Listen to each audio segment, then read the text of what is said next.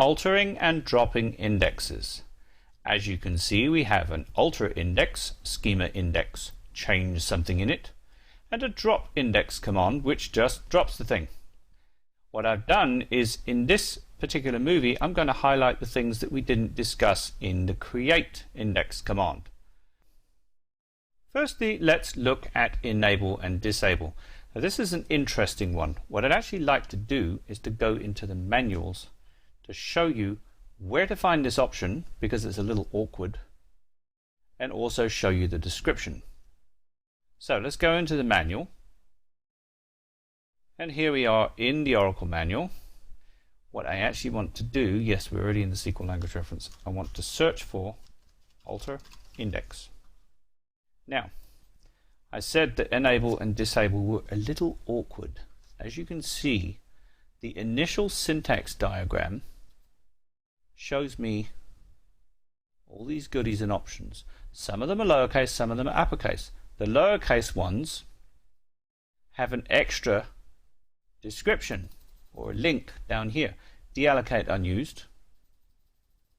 Deallocate unused. The uppercase ones do not. Here's enable, disable. Enable or disable the index. We go down to here, we will not find a link for that. These things link to lower level diagrams, so deallocate unused goes to there, allocate extent clause goes to there.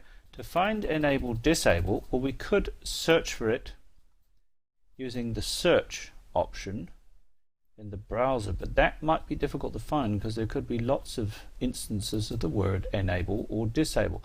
So I'm going to look for it manually. As you can see, when I finally actually get into the text of all these descriptions, so the link up here takes me to deallocate unused, which is this goodie here. When I click the link with this description here, it takes me down to here. So if you can see what's actually happening here, I'm trying to find enable, disable without using a link. It's actually in the top section of the description after all the initial links. And I should find it if I scroll down here, just so that you know where it is. There you go, enable. What does enable do?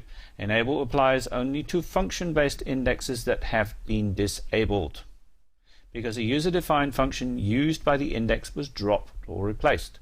So what you do is you can create a user-defined function and create an index for that function. If you drop or replace it, it disables the index because the index is invalid. It means you have to rebuild it, basically. The current function is invalid. So now, back in our syntax diagram, what is the next option that is exclusive to alter index? Unusable. So if we were to go into the manual again and search for this option, let's go and do that as an exercise again. And here we are back at enable, and if we look down here, here's the disable clause. Unusable. In short, an unusable index applies to an index that is either a global or a local partition, and a partition has become unusable, or the index is unusable because the partition has been added, replaced, changed, exchanged. Partitioning, too advanced, but the option is explained there briefly. What does coalesce do? Obviously coalesces an index. What does Oracle mean by coalesce? Going back into the manual again, we can see the coalesce clause. Essentially what Oracle does is when an index has entries deleted from it, it doesn't reclaim the space automatically. Coalesce allows you to reclaim that free space, and it basically kind of defragments it, if you like. That's really all it does.